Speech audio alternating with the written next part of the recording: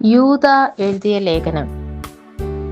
യേശുക്രിസ്തുവിന്റെ ദാസനും യാക്കോബിന്റെ സഹോദരനുമായ യൂദ, പിതാവായ ദൈവത്തിൽ സ്നേഹിക്കപ്പെട്ടും യേശുക്രിസ്തുവിനായി സൂക്ഷിക്കപ്പെട്ടും ഇരിക്കുന്നവരായ വിളിക്കപ്പെട്ടവർക്ക് എഴുതുന്നത്.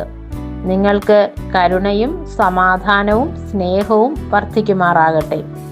പ്രിയരെ, നമുക്ക് പൊതുവിലുള്ള രക്ഷയെക്കുറിച്ച് നിങ്ങൾക്ക് എഴുതുവാൻ സകല പ്രയത്നവും ചെയ്യുകയിൽ വിശുദ്ധന്മാർക്ക് ഒരിക്കലായിട്ട് ഫലമേൽപ്പിച്ചിരിക്കുന്ന വിശ്വാസത്തിനു വേണ്ടി പോരാടേണ്ടതിന് പ്രബോധിപ്പിച്ചെഴുതുവാൻ ആവശ്യമെന്ന് എനിക്ക് തോന്നി.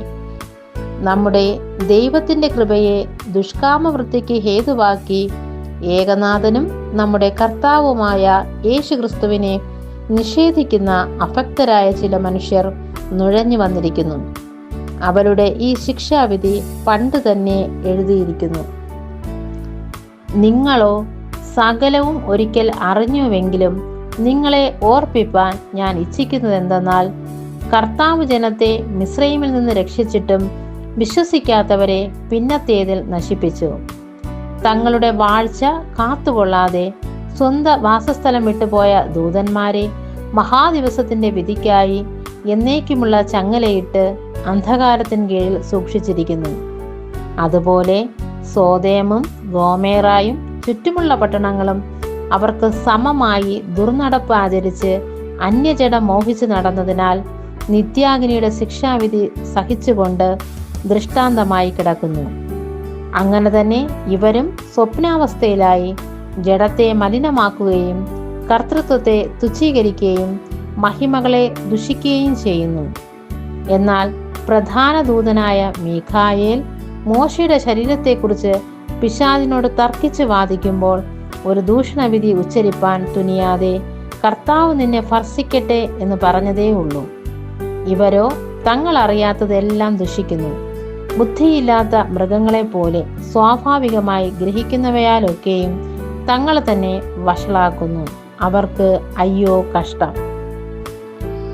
അവർ കയീന്റെ വഴിയിൽ നടക്കുകയും കൂലി കൊതിച്ച് ബിലയാമിന്റെ വഞ്ചനയിൽ തങ്ങളെ തന്നെ ഏൽപ്പിക്കുകയും കോരഹിന്റെ മത്സരത്തിൽ നശിച്ചു പോവുകയും ചെയ്യുന്നു. ഇവർ നിങ്ങളുടെ സ്നേഹസദ്യകളിൽ മറഞ്ഞു കിടക്കുന്ന പാറകൾ. നിങ്ങളോടുകൂടെ വിരുന്ന് കഴിഞ്ഞ് ഭയം കൂടാതെ നിങ്ങളെ തന്നെ തീറ്റുന്നവർ. കാറ്റുകൊണ്ട് ഓടുന്ന വെള്ളമില്ലാത്ത മേഘങ്ങൾ. ഇല കൊഴിഞ്ഞും ഫലമില്ലാതെയും രണ്ടുരു ചത്തും വേരറ്റും പോയ വൃക്ഷങ്ങൾ. തങ്ങളുടെ നാണക്കേട് നുരച്ചു തള്ളുന്ന കൊടിയ കടൽ തിരകൾ.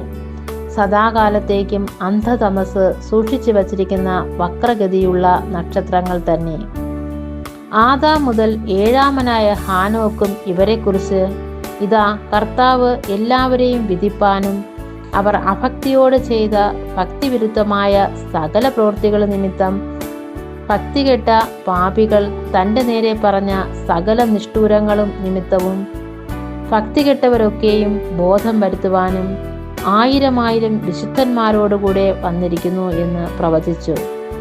അവർ പിറുപിറുപ്പുകാരും തങ്ങളുടെ ഗതിയെക്കുറിച്ച് ആവലാതി പറയുന്നവരുമായി സ്വന്തം മോഹങ്ങളെ അനുസരിച്ച് നടക്കുന്നു. അവരുടെ വായ് വമ്പ് പറയുന്നു. കാര്യസാധ്യത്തിനായി അവർ മുഖസ്തുതി പ്രയോഗിക്കുന്നു. നിങ്ങളോ പ്രിയരെ, നമ്മുടെ കർത്താവായ യേശുക്രിസ്തുവിന്റെ അപ്പോസ്തലന്മാർ മുൻപറഞ്ഞ വാക്കുകളെ ഓർപ്പിൻ. അന്ത്യകാലത്ത് ഭക്തികെട്ട മോഹങ്ങളെ അനുസരിച്ച് നടക്കുന്ന പരിഹാസികൾ ഉണ്ടാകുമെന്ന് അവർ നിങ്ങളോട് പറഞ്ഞുവല്ലോ. അവർ ഭിന്നത ഉണ്ടാക്കുന്നവർ, പ്രാകൃതന്മാർ, ആത്മാവില്ലാത്തവർ.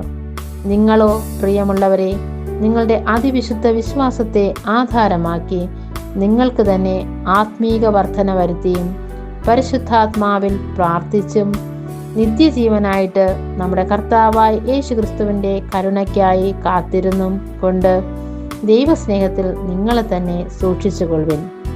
സംശയിക്കുന്നവരായ ചിലരോട് കരുണ ചെയ്യുവിൻ. ചിലരെ തീയിൽ നിന്ന് വലിച്ചെടുത്ത് രക്ഷിപ്പിൻ. ജഡത്താൽ കറപിടിച്ച അങ്കി പോലും പകച്ചുകൊണ്ട് ചിലർക്ക് ഭയത്തോടെ കരുണ കാണിപ്പിൻ.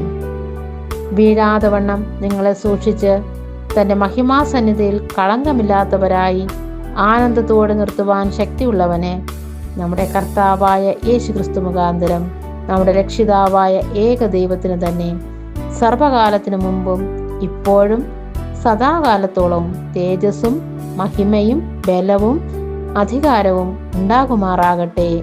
ആമേൻ.